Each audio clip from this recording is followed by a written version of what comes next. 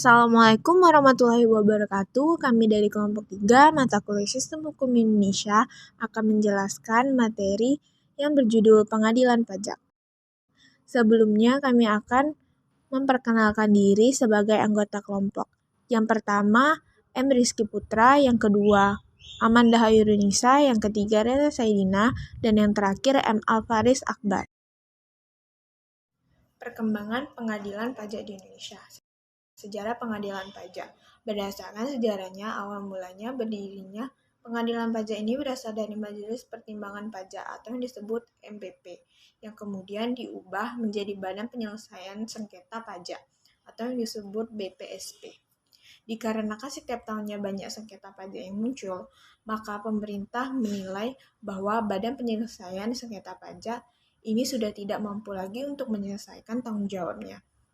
Maka pada akhirnya pemerintah membentuk pengadilan pajak yang secara resmi tertuang dalam Undang-Undang UU Nomor 14 Tahun 2002. Pengadilan pajak memiliki kedudukan, derajat, dan independensi yang sama seperti halnya pengadilan-pengadilan lain yang setingkat. Pengadilan pajak ini berada dalam lingkup tata usaha negara yang memiliki struktur organisasi yang berpuncak kepada Mahkamah Agung.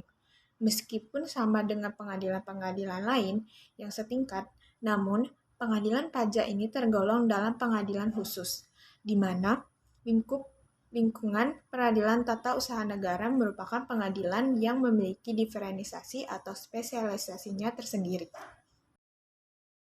Peranan pengadilan pajak di Indonesia. Tugas dan wewenang. Berdasarkan dengan Undang-Undang Nomor 14 Tahun 2002, Pasal 31, 32, dan 33, dijelaskan tugas dan wewenang dari pengadilan pajak itu sendiri, yaitu pengadilan pajak memiliki kewenangan yang bersifat administratif, di mana memiliki arti bahwa lingkupnya berada dalam administrasi negara. 2. Pengadilan pajak memiliki tugas dan wewenang dalam memeriksa dan memutus hal-hal yang berkaitan dengan sengketa pajak. 3.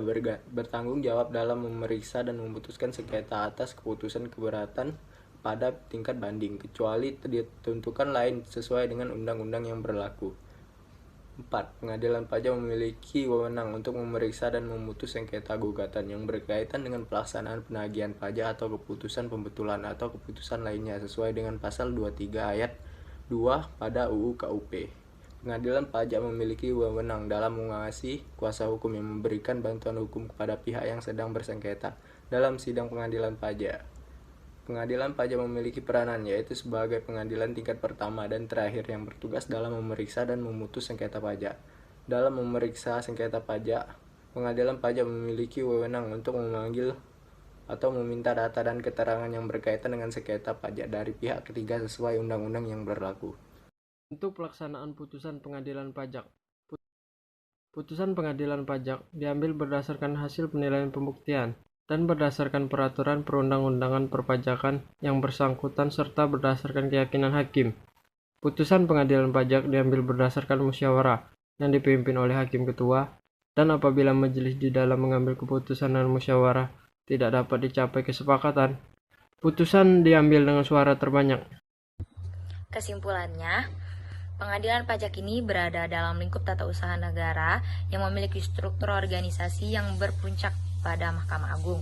Dalam lingkungan peradilan tata usaha negara merupakan pengadilan yang memiliki diferensiasi atau spesialisnya sendiri. Pemerintah membentuk pengadilan pajak yang secara resmi pada Undang-Undang Nomor 14 Tahun 2002. Pengadilan pajak memiliki kedudukan, derajat, dan independensi yang sama seperti halnya pengadilan-pengadilan lain yang setingkat.